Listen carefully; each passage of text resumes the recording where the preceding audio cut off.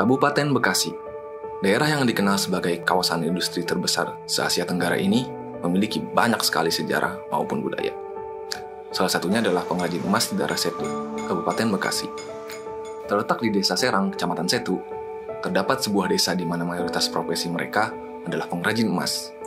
Pada kesempatan kali ini, kita akan mengunjungi desa tersebut dan melihat bagaimana proses pembuatannya. Halo, Assalamualaikum warahmatullahi wabarakatuh. Perkenalkan, nama saya Abang Fikri dari Kabupaten Bekasi tahun 2021. Perkenalkan, nama saya Indah Fitri Wulandari, Mpok Kabupaten Bekasi 2021.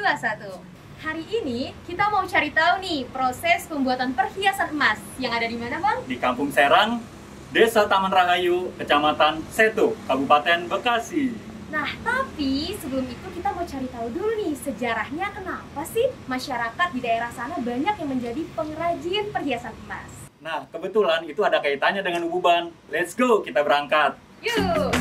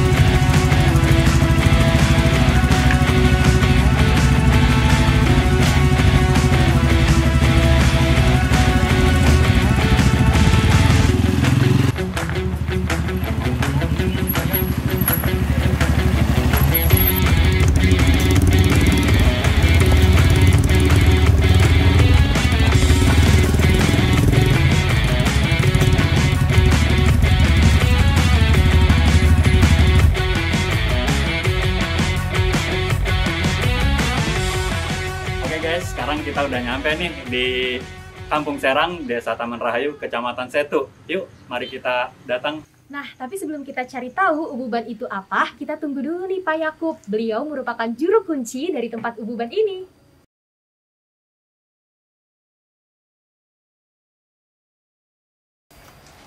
Assalamualaikum Pak. Assalamualaikum. Selamat datang. Iya. Assalamualaikum.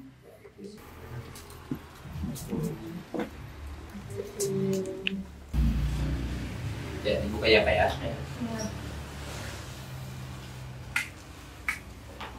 Jadi, ini dia lokasi Ububan itu berada. Dan Bapak Yakub merupakan juru kunci yang menjaga Ububan ini.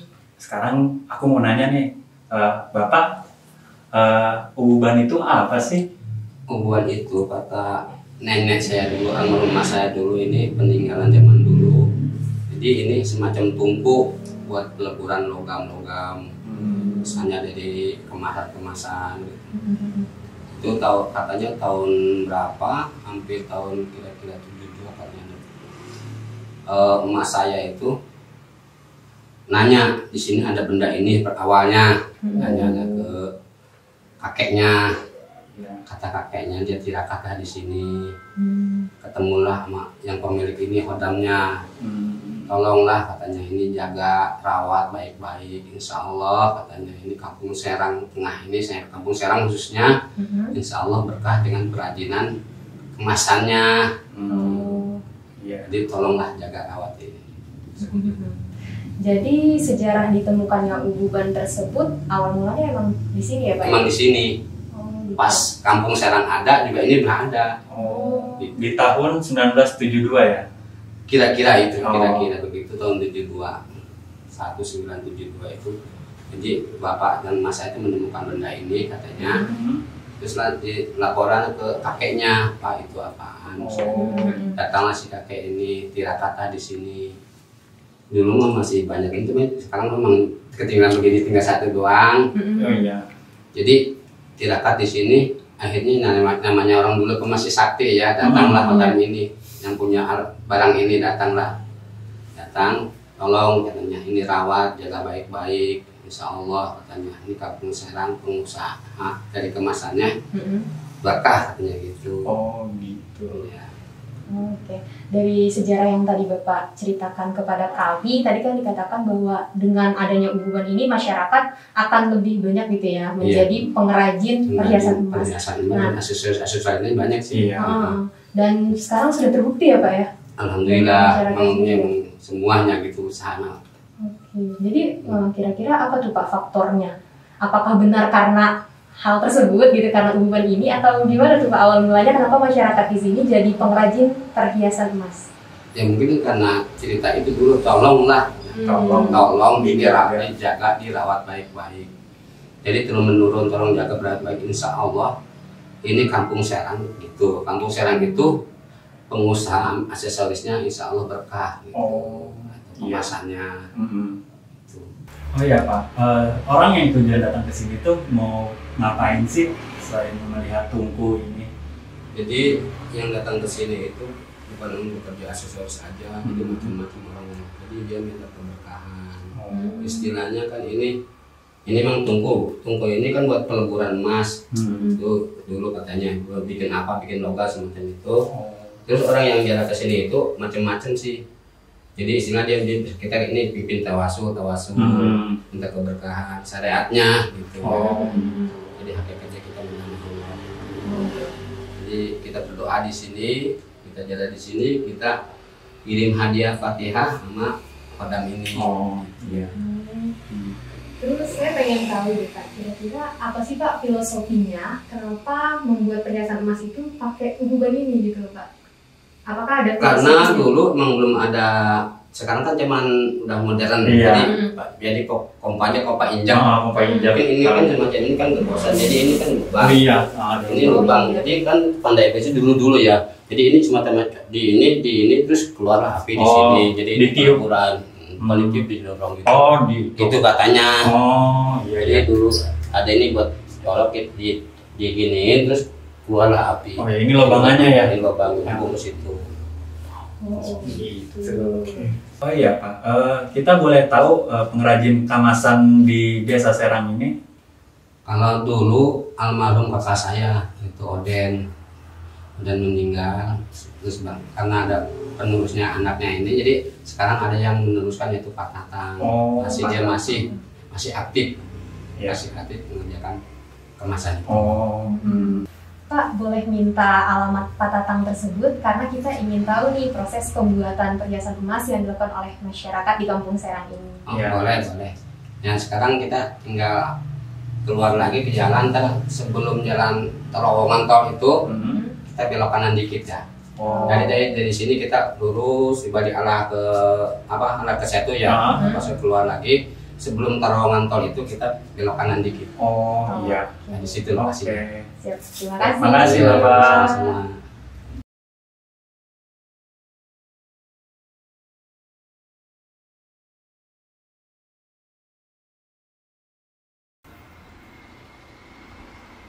Terima kasih Pak Yakub atas waktu dan informasinya. Ya, sama-sama.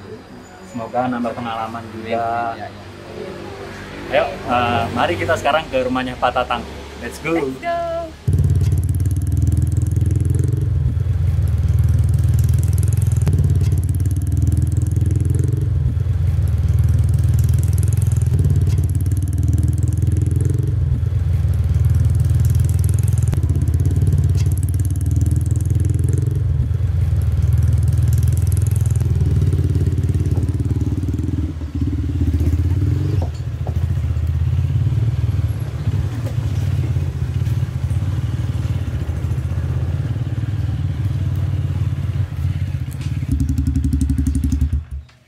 Oke, sekarang kita sudah sampai nih di rumahnya Pak Tatang, salah satu masyarakat di Kampung Serang yang masih berprofesi sebagai pengrajin kamasan ya, yaitu pengrajin perhiasan emas. Nah, sekarang kita langsung lihat aja yuk. Berangkat, let's go.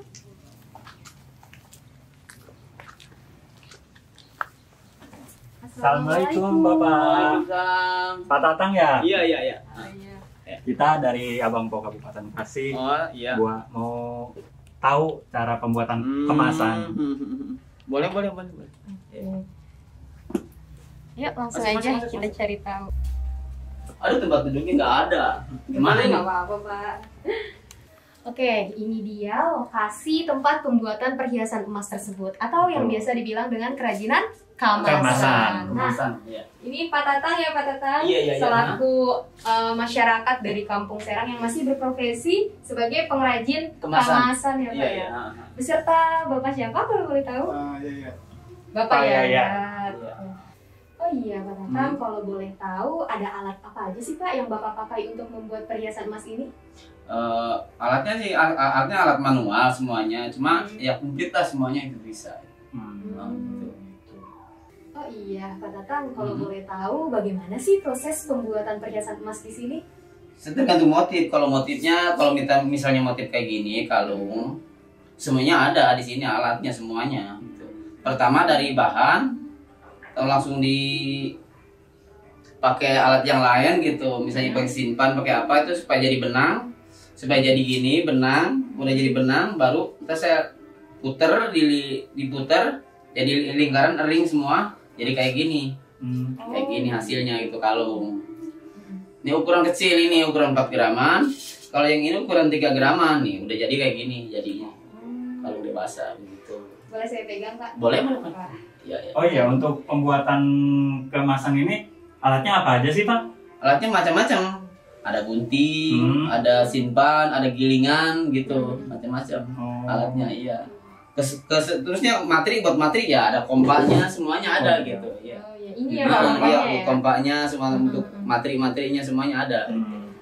Kalau alat yang gilingan itu seperti apa Pak? Seperti itu Pak. Yang mana tuh? Oh, ini. Itu tuh yang di belakang.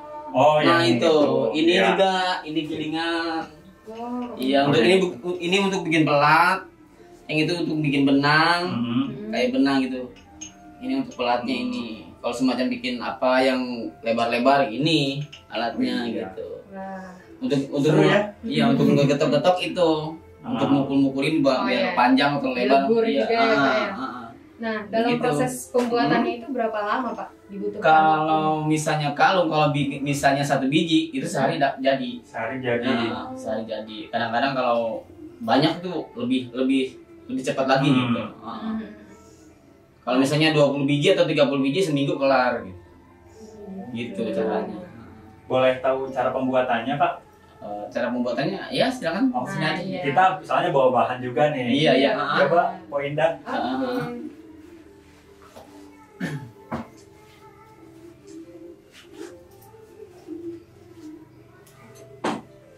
Nah, Pak Tatang, Iya. kebetulan kita di sini bukan hanya ingin tanya-tanya aja nih Pak, tapi kita juga Sekalian mau pengen bikin gitu. bikin nih. Nah. Saya udah bawa logam Iya. mulia.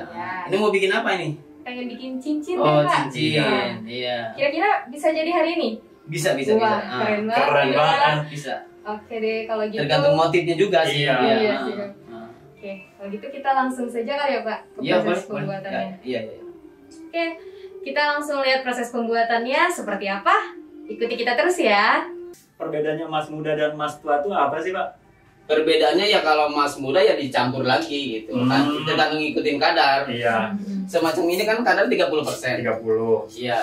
Kalau toko ngejual ini 3,5 per gram. 3,5 per gram karena Kalau- campuran. Iya, kalau udah berdasarkan surat kan kalau toko mah. Iya. Kalau 3 gram, kan berarti kejangkau sama pembeli. Kalau logam mulia 3 gram, berapa duit sekarang? Oh, gitu. iya. Gitu caranya. Berarti udah banyak ya Pak orang yang custom gitu membuat emas di sini. Banyak. Saya ini dari toko dari bulan apa ya, nggak berhenti nonstop terus. Berarti Iya. toko ngasih bahan, terus Iya. Bapak jadi pengrajinnya gitu. Iya, pengrajinnya, Oh. iya. Dan di sini selain Bapak pengrajinnya ada berapa orang sih Pak? Banyak. Banyak. Kalau di Taman Rahayu sekitar 40% 40%. tukang kerja kayak gini gitu. Lumayan ya. Banyak banget gitu. Banyak. Sekitar lebih dari 30 rumah lah pengrajin kayak gini. Lalu hasil dari kerajinan ini dijualnya di mana tuh Pak? Kalau saya kan ikut pesanan toko, tergantung pesanan toko. Oh. Jadi langsung ke toko gitu. Mau di daerah mana tuh Pak? Daerah saya daerah Bantar Gebang, Cibarusah, di mana aja gitu yang toko pesan gitu ya. Nah, begitu caranya. Oh iya, Pak Tatang. Tadi kan kita baru aja dari lokasi Ububan itu berada ya Pak. Iya. Kita dapat informasi nih dari Pak Yakub, Iya, salah satu penjaga kunci lah ya Iya, di kunci, Ububan. ya. Kata beliau, berkat ditemukannya Ububan itu, dikabarkan bahwa nanti masyarakat banyak yang menjadi pengrajin perhiasan emas nih Pak. Iya. Nah, apakah benar seperti itu? Dan kalaupun benar, Pak Tatang ini udah termasuk keturunan keberapa nih Pak? Iya. Menjadi pengrajin perhiasan emas. Begini ya, kalau masalah itu emang benar, semuanya benar. Bahkan yang dari luar gitu, luar daerah ini, kalau pengen bisa kerja kayak gini, bisa kemasan, suka minta ke situ gitu. Bukan mintanya maksudnya minta apa gitu. Kadang-kadang nginap atau apa tawasulan di situ, begitu caranya. Gitu. Semua rata-rata dari luar kampung juga gitu. Kalau pengen pengrajin kayak gini kemasan, rata-rata begitu emang. Kalau saya mau keturunan berapa? Udah turun menurun lah ke sini. Ya. Bapak saya tuh mungkin dari neneknya udah emang dari sini di Taman Rahayu ini udah turun menurun begitu aja. Kemasan itu. Ya. Berarti keahlian ini Bapak dapatkan dari orang tua. Iya, turun menurun aja gitu. Iya. Hebat ya, berarti masih terjaga. Iya, masih terjaga. Alhamdulillah, masih terjaga. Iya. Ini cara pembuatannya kayak gini. Mau ambil dulu logam mulianya. Kita timbang dulu berat berapa.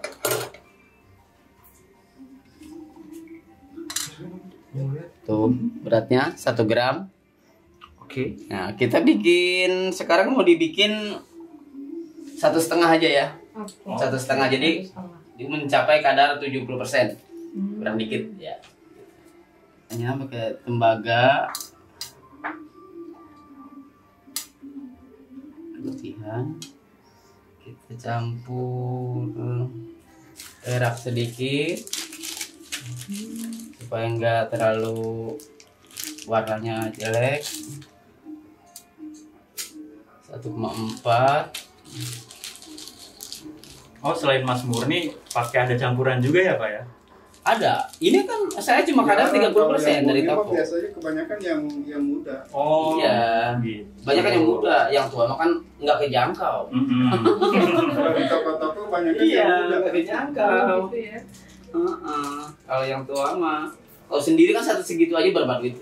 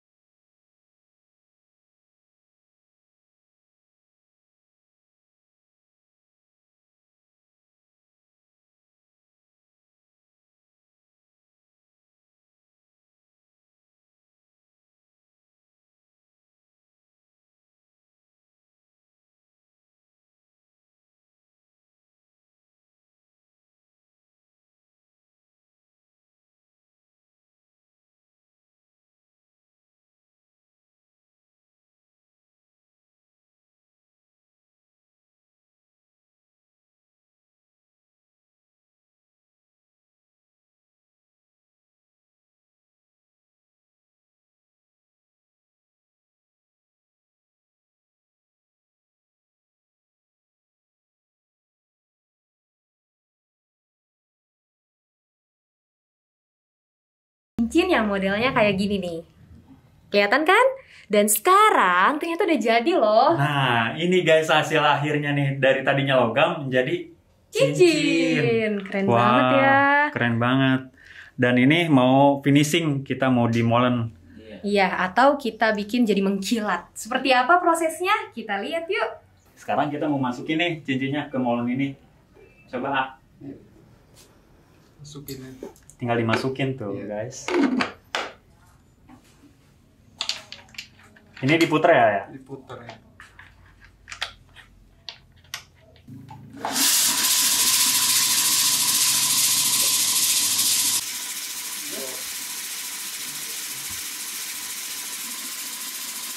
Dari sini aja mati ini ngapain sama cabut itu. Nah, kita udah nunggu 1 jam nih, guys. Ini ada hasil akhirnya. Souvenir buat apa?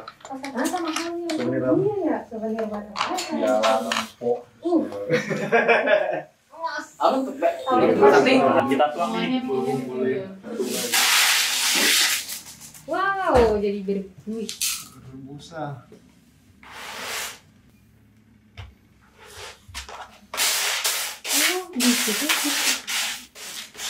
Oh, langit. Ini di dalam mold ini campuran apa aja ya? Yang batu-batuan kayak gitu. Batu sama obat-obatnya. Obatnya ada, Ada obatnya. ada obatnya. Obat khusus Obat khusus 1 kilo itu nggak salah 250.000 250. 1 kilo. Belinya juga jauh lumayan, semka. Sempanya Jakarta. Iya. Nih guys, hasil finishingnya nih. Cincinnya sesuai digambar. Dan kita proses nipuh nih. Jelasin supaya lebih. Nih, hasil akhirnya guys. Finishing setelah di mold. Yang tadinya logam mulia jadi bentuk cincin. Campur jengaki. Campur jengaki.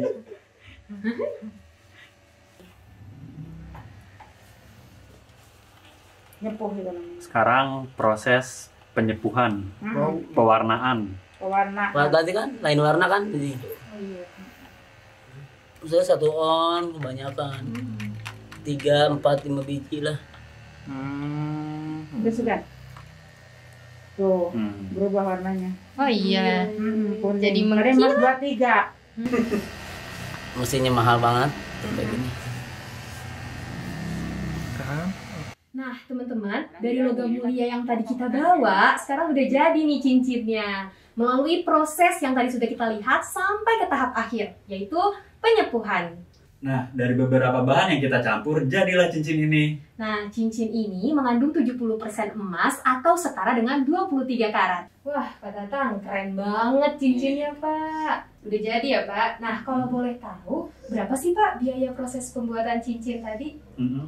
Kita pengen Kalau tahu cara nih. bikin cincin itu cuma ongkos bikinnya 150.000. 150.000 tuh guys, murah kan? Berarti itu dari semua proses yang tadi Iya, dilalui bersih ya, Pak? ya. Bersih ya. Nah, itu caranya udah masuk ke toko, itu udah biasa.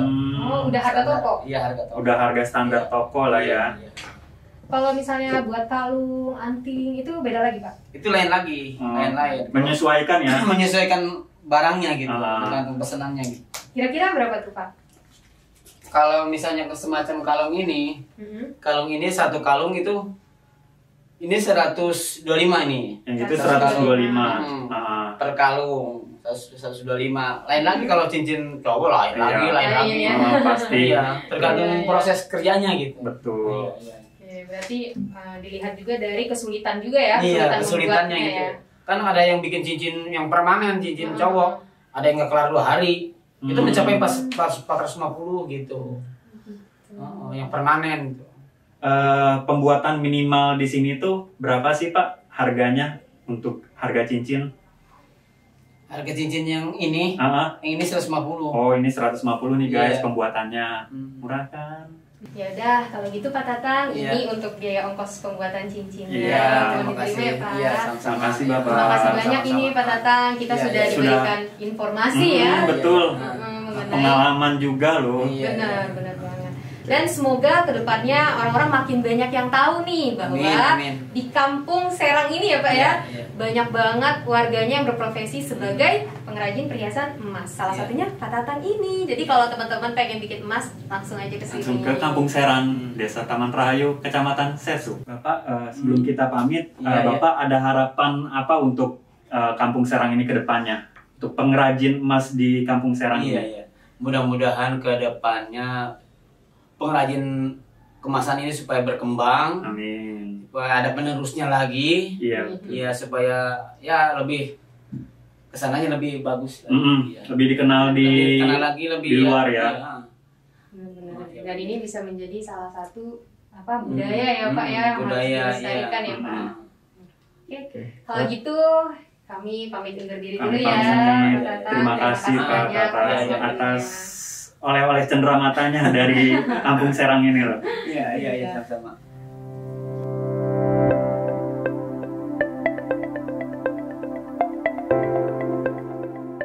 Nah, itu dia perjalanan kita untuk mencari tahu pengetahuan tradisional tentang kerajinan kamasan atau ububan di Kampung Serang, Kecamatan Setu, Kabupaten Bekasi. Terima kasih sudah mengikuti kita hari ini. Saya Bang Fikri. Dan saya Empo Indah, pamit undur diri. Wassalamualaikum warahmatullahi wabarakatuh. See you.